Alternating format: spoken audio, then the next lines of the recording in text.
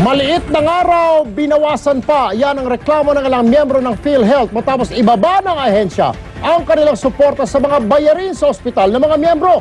Pati mga ospital tuloy, umaalma na rin.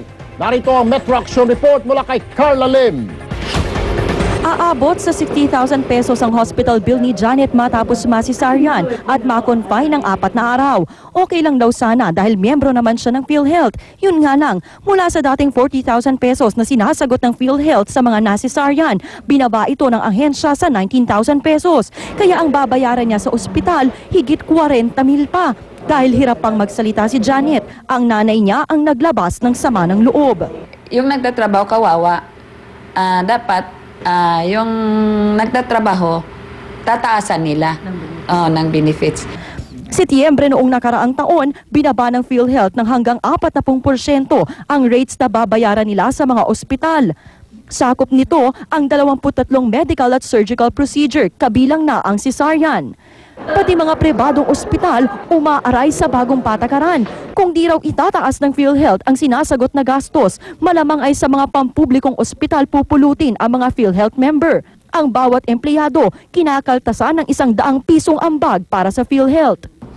Meron siyang social solidarity na kung saan yung mga mayayaman o may kakayanan ay dapat nagsubsidiya sa mga mahihirap. Tinipid yung mga pasyente, lalo na yung mga nagtatrabahong katulad nyo, na nagbabayad naman ng tamang premium, just to accommodate itong mga bibigyan nila ng libreng card na hindi nagbabayad. Ngayon pa lang, masolusyonan na natin yung problema. Hindi na tayo dadating sa the point na hindi na namin tatanggapin ng PhilHealth patients. Sabi ng PHAP sa kanilang mungkahi, imbis na bawasan, dapat itaas pa ang bayad ng PhilHealth sa mga case rates. Halimbawa, ang kasalukuyang 19,000 na binabayaran ng PhilHealth sa cesarean, dapat daw itaas sa 42,000 pesos. Sa kaso ng dengue, ang 8,000 na sinasagot ng PhilHealth dapat nasa 13,000 pesos. Pag-aaralan na raw ito ng PhilHealth. Nilahad namin nga dito na kung pwede ay padalhan kami ng backup data doon sa iprinopropose nilang amount of rates that will be given. Carla Lim, News 5. Lumibot po sa U-Belt ang aming pambansang fixer para tulungan ang mga bagets. Bagets nga ba? O mga mga chicks. At isang kuryala nga, aboy, naabutan ni Jun sa Bayton, naaburido sa lansangan. Ano kaya ang problema niya? At ano rin ang solusyon? Alamin sa ano ang problema mo.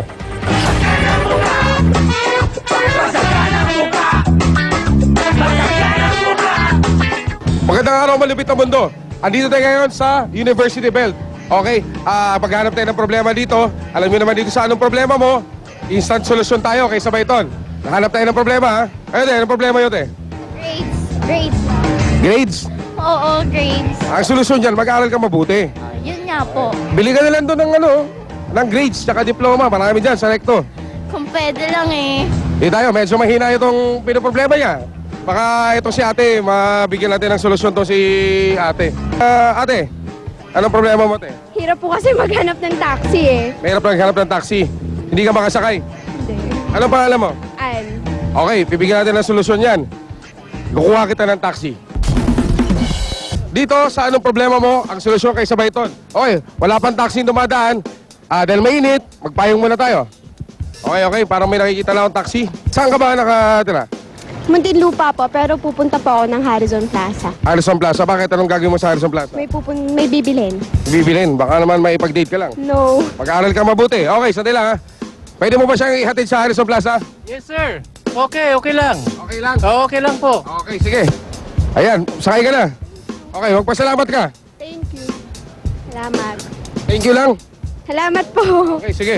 Alam niyo naman dito sa anong problema mo, ang solusyon kay Sabayton sa anong problema mo.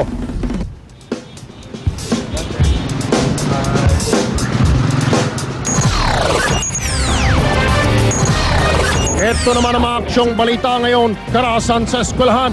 Estudyante ng high school sa Bulacan patay matapos pagsasaksakin ng kapwa estudyante dahil lang sa chismis sa girlfriend. Grade school teacher sa Tondo, inireklamo ng halos 200 estudyante dahil sa pananampal, pananabunot at pagpalo ng ruler sa bibig. Later na sinasabing fraternity at dawit sa pagkamatay ng hazing victim na si Marvin Reglos, lumutang kay Justice Secretary Leila de Lima. Frat group bumwelta sa eskwelahang di kumikilala sa kanila. OFW yung ina ni Marvin Reglos sa kabaong nasilip ang anak matapos di magkita ng 3 taon. Biktima iniuwi na sa bayan niya sa Isabela. Congresswoman Gloria Arroyo sinabing not guilty siya sa kasong poll sabotage noong 2007 elections. Sa corona impeachment, testimonya ni Justice Secretary Leila de Lima gustong ipabura ni Senator Judge Miriam Santiago sa records ng hearing. Pinagbigyan kaya ng impeachment court. At sa Action Spotlight Born Legacy, nag-taping ulit sa Maynila. Ilang residente umalma dahil tinatapakan ng mga bubong nila.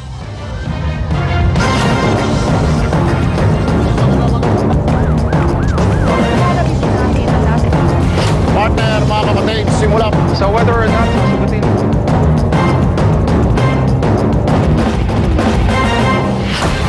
Partner Cheryl, mga kapatid, sa Malolos, Bulacan po ay tanong ngayon ng mga magulang, gaano nga ba kasi ang kanilang mga anak sa loob ng paaralan? Mangyari po kasi buhay ang naging kapalit ng kumalat na isang chismis sa isang eskwelahan sa Malolos, Bulacan. Napatay sa saksak ng isang 16 anyos na lalaki ang kanyang kaeskwela. Erwin, nagkalat daw kasi ng chismis itong grupo ng biktima tungkol sa girlfriend ng suspect kaya nagkaroon ng suguran. Carla Lim, ikwento mo. Malungkot na pinaglalamayan sa bahay ng pamilya Fuelias ang 16 anyos na si Jericho, third-year student ng Marcelo H. Del Pilar High School sa Malolos, Bulacan. Namatay kagabi ang binatilyo dahil sa saksak sa tagiliran at balikat.